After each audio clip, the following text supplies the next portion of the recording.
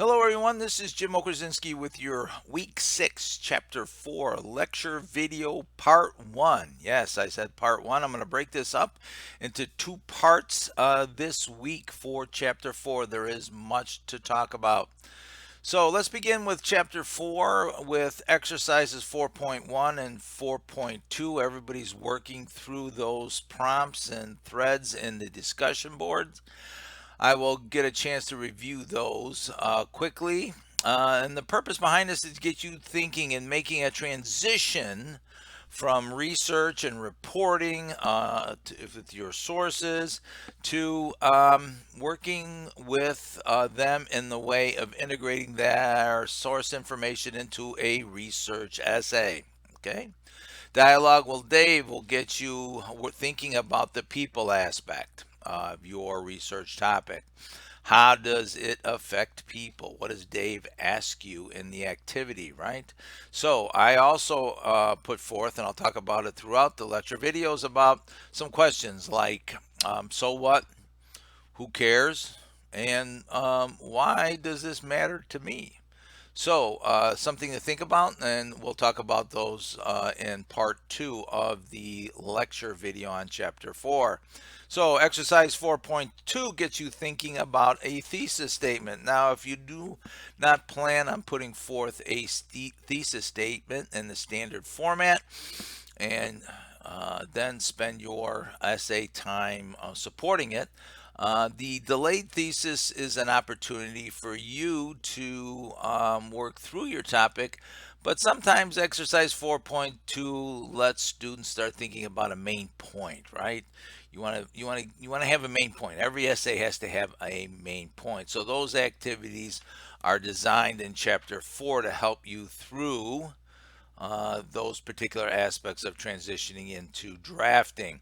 Obviously, exercise 4.3 is designed to help you really um, write introductions. Many times I hear from students that writing the introduction is the hardest part of writing an essay. Here you have a prolonged research essay, an extended conversation, so you have to draw up a relatively developed introduction. And exercise 4.3 gives you strategies and tips to work your way in to your research essay. That's why we kind of call it the way in or an opening. All right, so it's the same thing. Now, you want to make good use of exercise 4.3 because you want to make sure that those openings, or one of them, really is the opening to the first draft of your research essay. That is partly the purpose behind exercise 4.3 is you can take a few introductions or openings and take them for a drive, see how they sound, see which one you prefer for your particular research essay, and then integrate that into the draft. All right. So we have exercise 4.3. Now I'd like to get to my PowerPoint and talk about chapter 4 and the organizational structures. I'm going to float back and forth between the older edition, the 8th edition of the Curious Researcher, and into the 9th edition. All right. Ballinger has changed the way he looks at and talks about the two organizational structures. They're relatively the same, but I want to make sure that each type of organizational structure is discussed here. All right.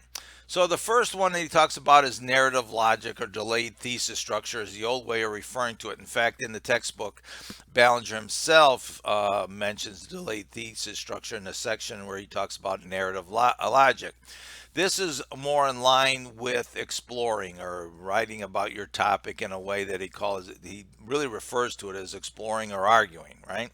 So, in fact, it actually is what it says it is. You are going to explore and present your research and your thinking on your research topic. So, you have a topic, you have a research question, and you're looking at what's already been said, possibly a little bit of a literature review. What is the conversation about your topic and who's saying what, right?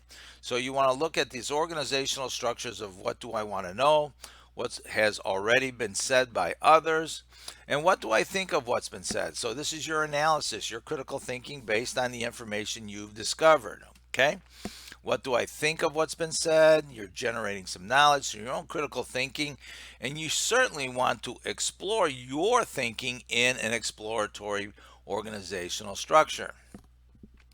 What do I know now that I didn't understand before? So what have you learned? Remember, the purpose behind research in the academic setting is for you to learn about your research topic, not regurgitate what you already know. Were you wrong in your thinking based on prior beliefs? What has changed? You want to look at your structure here and answer these questions. What one thing do I most want to say that I now about what I understand now, right? For many students, I call this the aha moment, the one key piece of information that makes an impact. That you take that knowledge with you for the rest of your life. All right, that's the purpose behind a college experience. You want to share it with the readers. And all of this leads into a circular pattern. Okay, this is the exploring. All right. So, how do we organize according to this? Well, the delayed thesis structure or organizational flow, all right, or your narrative logic is an introduction. You want to look at the significance, right? So what? Who cares questions? In other words, what does your topic or your research topic, how does that affect society? How does that affect people? You think you found an answer, your delayed thesis. And the reason he calls this narrative logic and the delayed thesis is because you present your information, you explore through your topic, and toward the end of your research essay, in the conclusion, you arrive at some sort of a delayed thesis, right? True exploration is open-ended. You will come up some sort of a delayed thesis, right? Sometimes it's further research. This is what I think. So the idea here is much like the narrative logic of telling a story, whenever we get to the end of a story that we're telling someone, we turn around and also get to the moral of the story. If I knew I should not have jumped off that bridge back when, you know, that type of structure there. All right, we always get to that in the narrative. So might be further research, might be some other aspect that you want to get to in your conclusion. Now the trap in this particular exploration format in the narrative flow is twofold. One, students have a tendency to talk about too much about themselves instead of the topic, and it's the research topic that drives the conversation. In exploring, a lot of students think in presenting their research, it's a matter of copying and pasting from their annotated. So what I get is it's not a research essay that integrated sources, everything comes together with your thinking. What I get is basically a glorified annotated bibliography, and that's one thing you do want to avoid. That's why I call it the trap. All right, so the other organizational structure is what Ballinger talks about is argumentative logic, right? So what is the problem or question the paper will focus on? What's already been said? What is your claim, your thesis, and what are my reasons and evidence I can offer? So then once again, you are supporting your claim and thesis throughout the essay, research essay, all right? So if you're looking at a problem, most of you have some problems out there. The question that will be focused on, why is it important?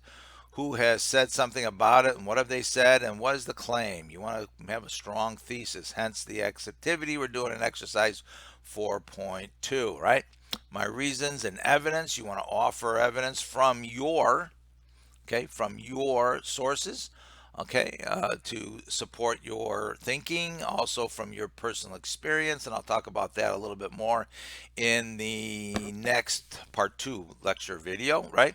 So you want to write your introduction, basically from exercise 4.3, state your argument, your claim, your thesis, discuss what people are saying and the points you want to argue and use as your evidence.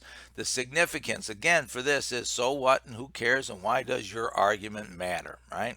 Problem, solution, cause, and effect are all reasonable relationships that you can look at for your particular structure in the argumentative sense, all right?